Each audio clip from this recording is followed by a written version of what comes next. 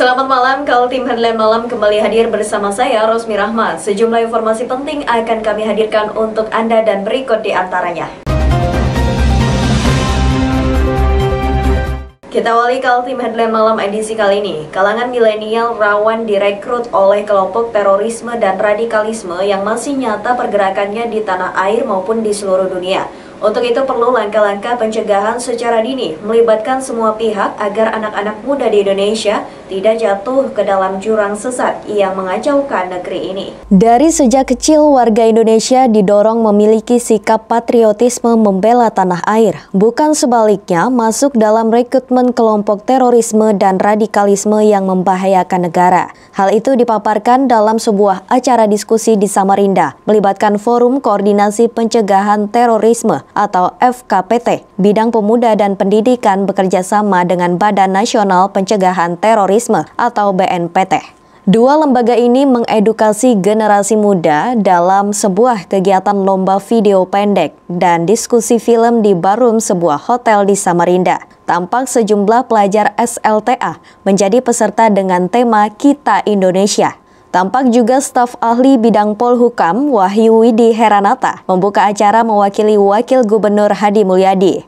Sejumlah pemateri adalah mantan narapidana teroris Mitra BNPT Kurnia Widodo dan dari FKPT Kaltim, Dr. Sudirman. Saya mengapresiasi terhadap FKPT Provinsi Kalimantan Timur yang dipimpin langsung oleh Pak Jubaidi ini, dan mereka sasarannya adalah kaum milenial, terutama pelajar SMA sederajat. Jadi karena untuk menangkal radikalisme dan terorisme ini harus sejak dini. Apalagi kita ketahui bersama kejadian-kejadian yang dahulu melibatkan banyak masyarakat, terutama ibu-ibu dan anak. Dan anak-anak muda juga banyak yang melibatkan. Nah, pendekatan-pendekatan itu yang sekarang yang saya apresiasi.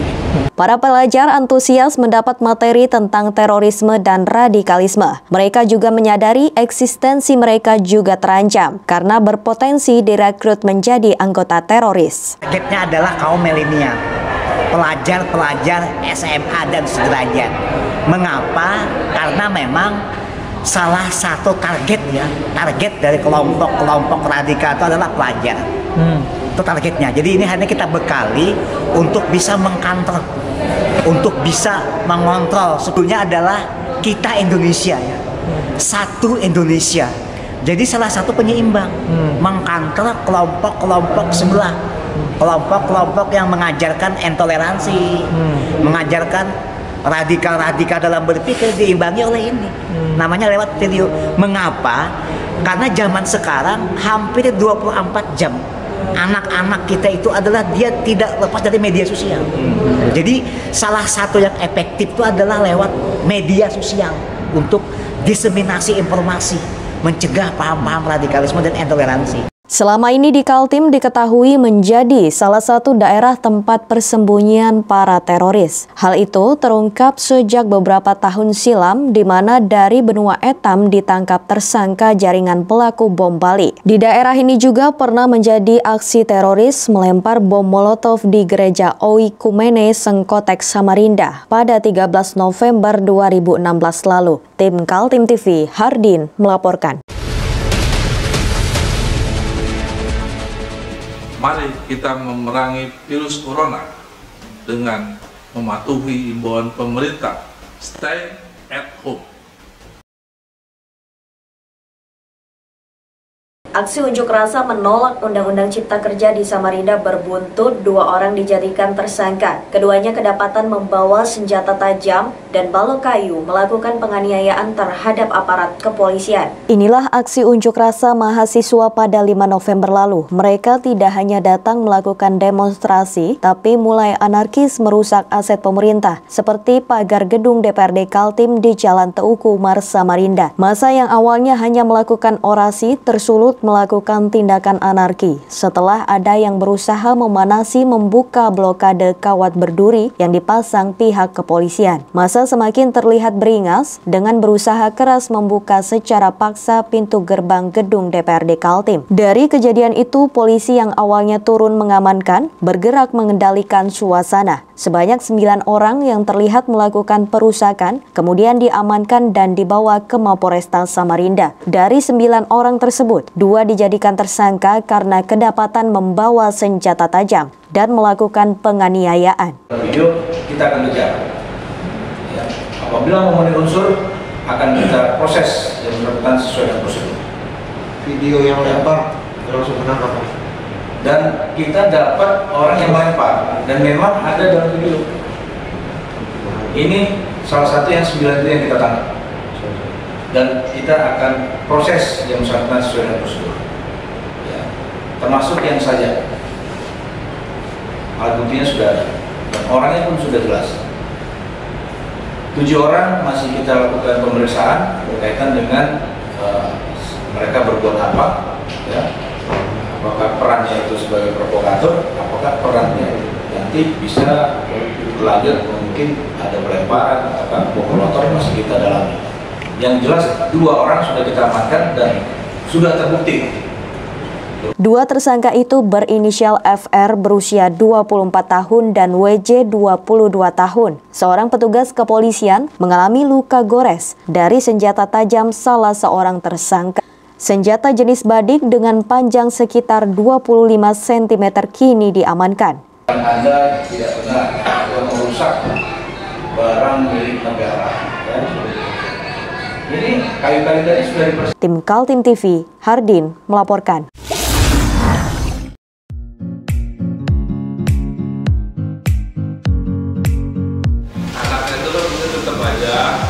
Cara mudah beriklan digital di Kaltim TV.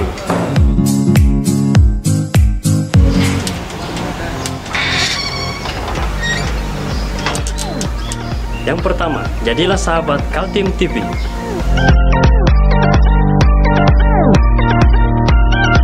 Dengan Rp1 juta, para sahabat mendapat 20 kali tayang di slot berita kamu.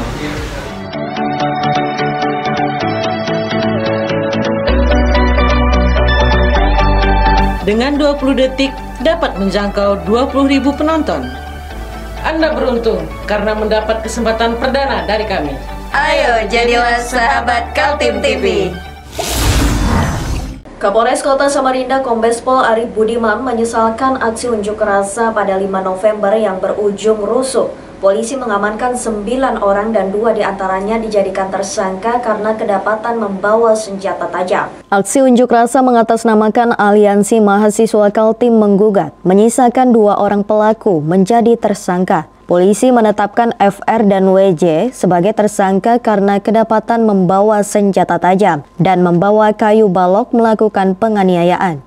Polisi juga menemukan salah seorang peserta pengunjuk rasa yang diamankan di Mapolresta reaktif virus corona. Selain itu, Kapolres merasa prihatin dengan aksi menolak Undang-Undang Cipta Kerja itu karena para mahasiswa mengabaikan kewajiban untuk memberitahukan rencana unjuk rasa kepada pihak kepolisian. Kita kembali bahwa kegiatan unjuk rasa kemarin itu tidak ada memberikan pemberitahuan kepada kami.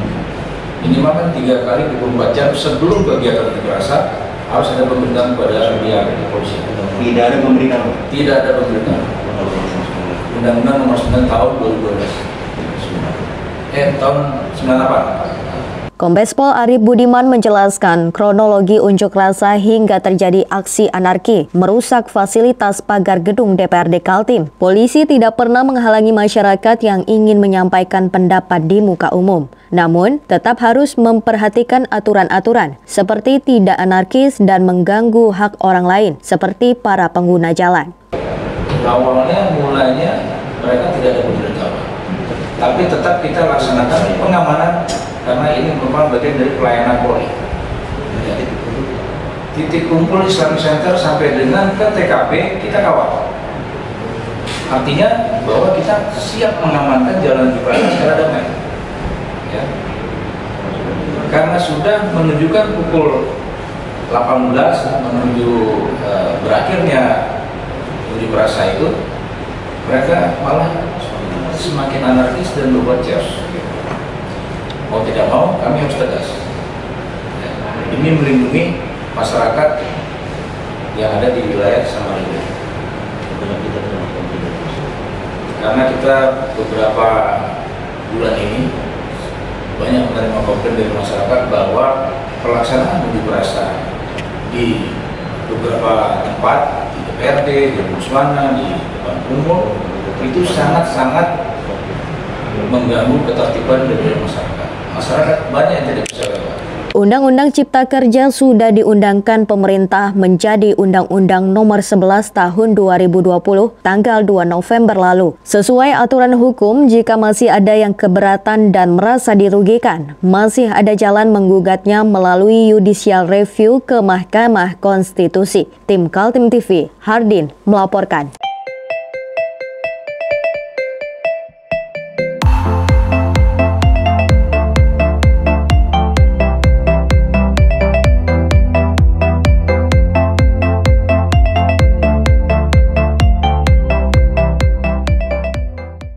Di balik sukacita tersambungnya jembatan Pulau Balang sepanjang 804 meter, ternyata masih ada cerita lain yang membuat jembatan terpanjang di Kalimantan Timur itu baru sekedar menjadi ikon pajangan belaka.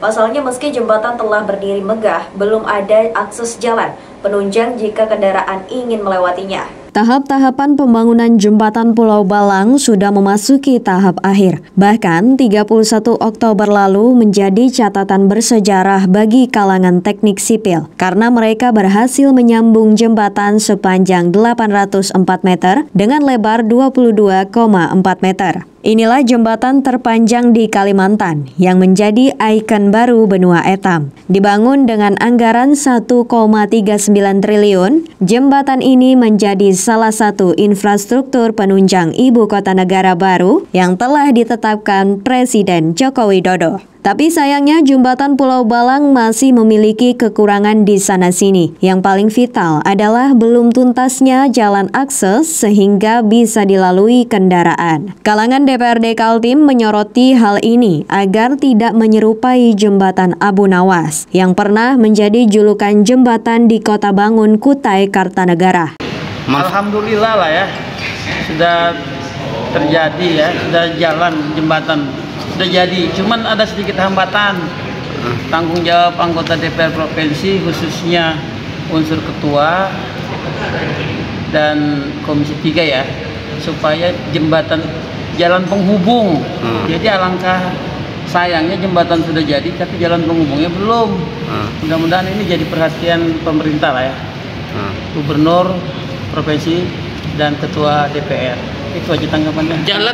Jalan penghubung yang masih terkendala itu adalah jalan bentang pendek menggunakan APBD Provinsi Kaltim dengan panjang 1.807 meter dengan struktur rigid pavement. Kemudian ada juga pekerjaan lain yang belum kelar, yaitu Gedung Pusat Informasi Jembatan yang masih 80%. Jalan akses jembatan Pulau Balang diestimasi membutuhkan anggaran 927 miliar. Dengan trase jalan ke jembatan Pulau Balang melewati Riko, Pantai Lango, Pulau Balang, Tempadung hingga ke kilometer 13 Balikpapan sepanjang 40 km dengan konstruksi pil slab sepanjang 5,35 km. Saat ini telah terbangun badan jalan 4,4 km di Tempadung, Balikpapan. Tim Kaltim TV, Heriman melaporkan.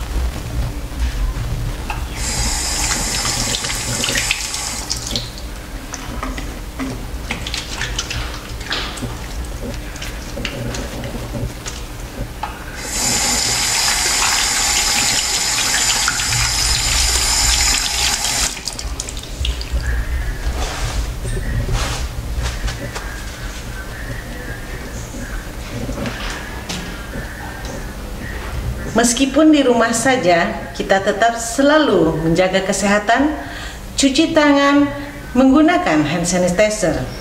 Ingat, mulailah dari diri sendiri.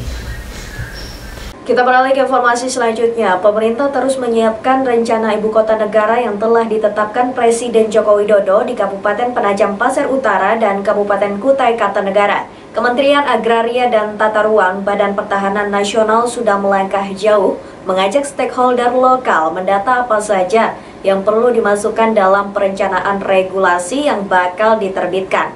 Rencana detail tata ruang kawasan ibu kota negara mulai dibincangkan serius Kementerian Agraria dan Tata Ruang dengan stakeholder di Kaltim. Melalui focus group discussion mulai dibicarakan rencana lahan ibu kota negara, yakni dengan luas keseluruhan 256.142,72 hektar, yang dibagi seluas 56.181 hektar sebagai kawasan ibu kota negara atau KIKN. Dan 6.116,14 hektar sebagai kawasan inti pusat pemerintahannya.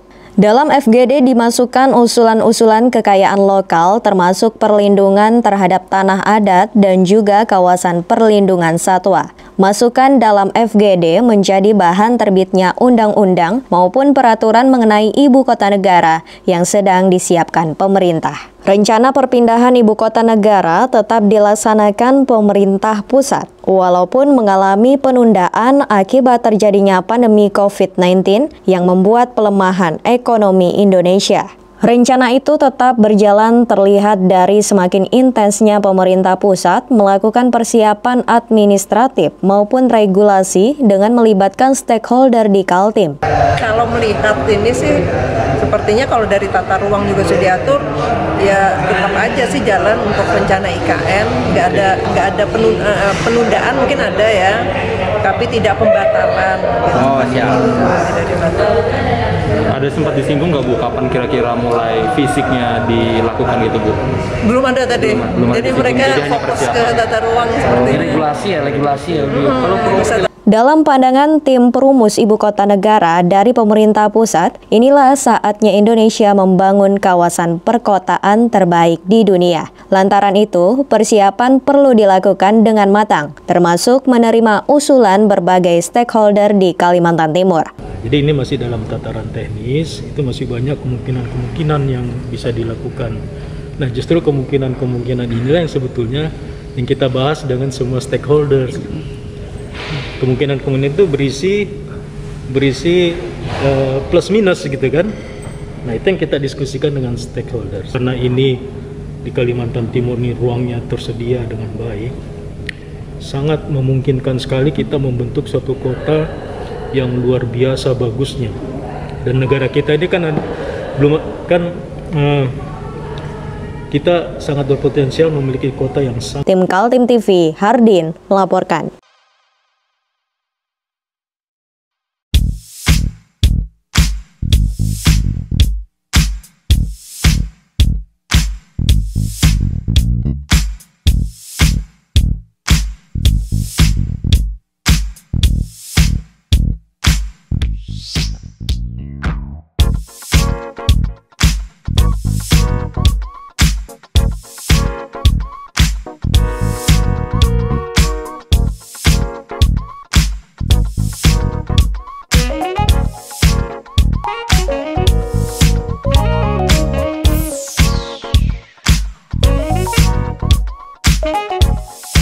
Informasi selanjutnya, sekelompok warga mengatasnamakan Front Aksi Mahasiswa Kaltim menyampaikan keprihatinan terhadap aparat hukum karena lemah terhadap pelaku illegal mining. Mereka berunjuk rasa di depan kantor Kejaksaan Tinggi Kaltim dan melaporkan adanya praktik penambangan liar. Meski sudah merasa kecewa dengan penegak hukum dalam kasus-kasus illegal mining yang terjadi di Kalimantan Timur, sekelompok mahasiswa tetap mendatangi kantor Kejati Kaltim di Jalan Bung Tomo, Samarinda seberang. Mereka menyuarakan adanya praktik kejahatan terhadap sumber daya alam di Desa L4 Kertabuana, Kabupaten Kutai Kartanegara, sambil membawa bukti-bukti berupa foto-foto kegiatan penambangan liar. Para pengunjuk rasa mengatakan praktik illegal mining itu sudah berlangsung lama. Bahkan dari foto-foto yang menjadi bukti kalangan mahasiswa, seperti dikerahkannya alat-alat berat seperti dump truck dan ekskavator. Bagi para mahasiswa sangat mustahil aparat hukum tidak mengetahui adanya pencurian sumber daya alam batu bara. Kawan-kawan,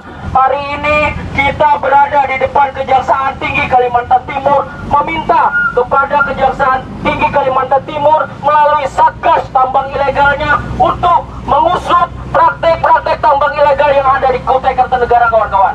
Bahwa kita ketahui hari ini kita sudah tidak percaya. Setelah berorasi, para pengunjuk rasa ditemui oleh Kepala Seksi Penerangan Hukum Kejati Kaltim, Abdul Farid. Dia berjanji membawa laporan itu kepada atasan serta berkoordinasi dengan pihak kepolisian. Saat ini sedang berlangsung kegiatan diduga penambangan ilegal di wilayah, ini dari foto yang ada, aktivitas pengamuan batu bara di wilayah mana ini? Kecamatan Tenggarong, seberang Kabupaten Kutai Kartanegara, Kalimantan Timur, di Sukamaju, Kecamatan Tenggarong. Ini masih sedang berlangsung. Terima kasih atas informasinya. Nanti kami akan koordinasi juga dengan teman-teman kepolisian untuk tindak lanjuti daripada laporan nilai sampai kepada teman-teman dari FAM, Koordinasi Mahasiswa Kalimantan Timur. Terima kasih. Kasus penambangan batu bara secara liar semakin marak dan menjadi sorotan berbagai kalangan. Sudah ada yang ditangkap pelakunya oleh tim Reskim Mabes Polri dan membawanya ke Jakarta. Namun tidak jelas kelanjutannya. Tim Kaltim TV melaporkan.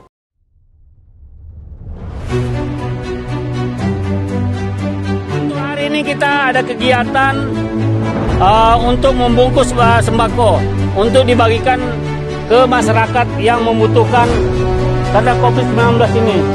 Semoga kita sukses semua. Harus kerjasama yang bagus. Pancasila! Pancasila! Pancasila!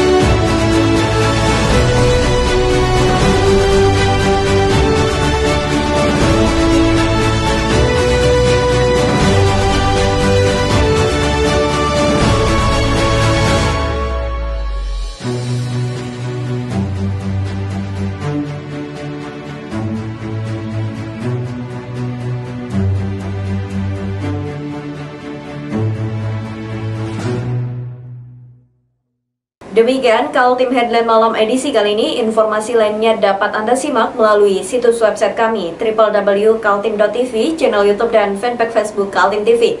Jangan lupa untuk selalu patuhi protokol kesehatan. Saya Rosmi Rahmal bersama kerabat kerja yang bertugas pamit undur diri. Selamat malam dan sampai jumpa.